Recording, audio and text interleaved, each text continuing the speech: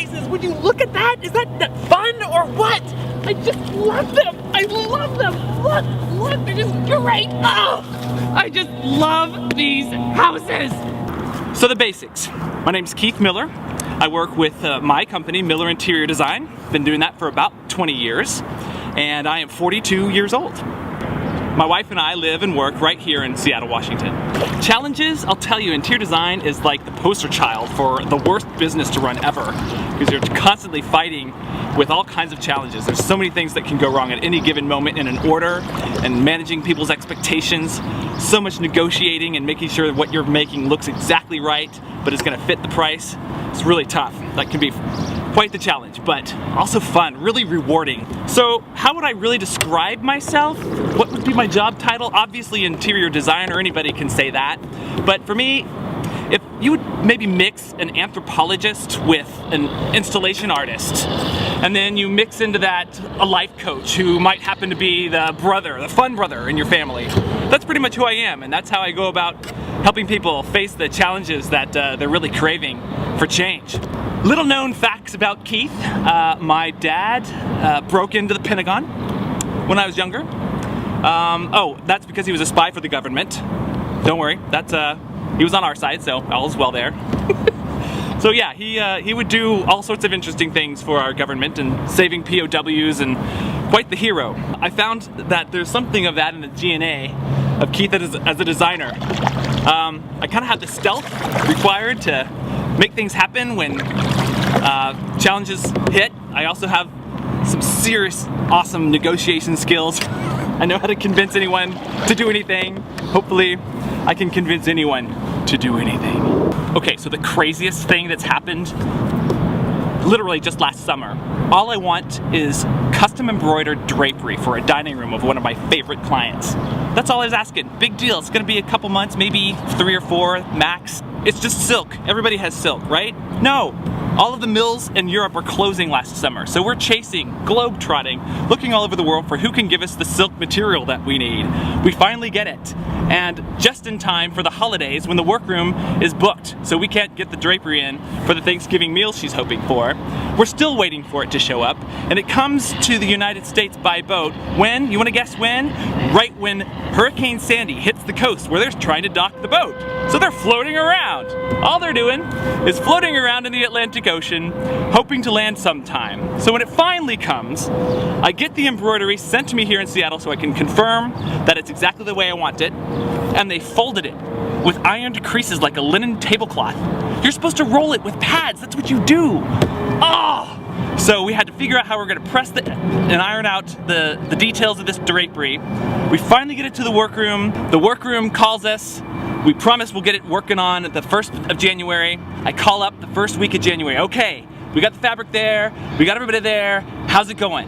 Keith, we regret to inform you that the one person we know who can do this job well, her husband is in the hospital and he's gonna be there indefinitely, and so is she. So we're not sure when we're gonna get this done. Oh my gosh! So, I'm waiting, I'm patient, we get finally to about March, and the hardware is ready, everything's ready to go. Okay, the middle of March, we're finally gonna get this installed. I get a call from the installer. Are you ready for this one?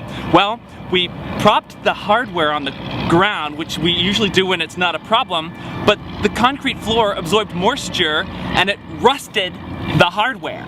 So, the hardware that's been ready for months now has to go back to the manufacturer to get recoded for us to get it mounted correctly. Okay, so a few more weeks, we're finally gonna get this installed, we're so ready. Is it being installed? How's it going? Keith, we got a problem. Just bring it, I don't care anymore. What's wrong now?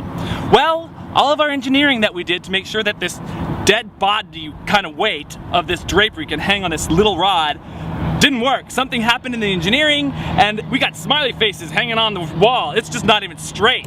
So we have to take it down, re-engineer the hardware, and by this time, if I weren't bald, I would have pulled my hair out. So maybe that's what happened.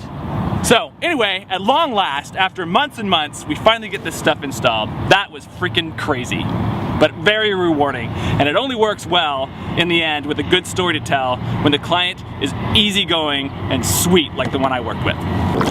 So are there any family members that come alongside me during this wild ride as an interior designer? Not many. Really, there's just my fabulous wife, who's kind of the silent partner.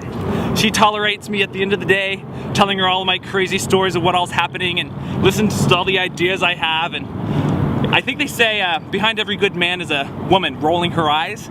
That would be my wife. She's sweet and she's patient and she tolerates everything I do. She's the partner in the business. So if there's any family member, it's Beth. What's my favorite thing about working on these floating homes and houseboats?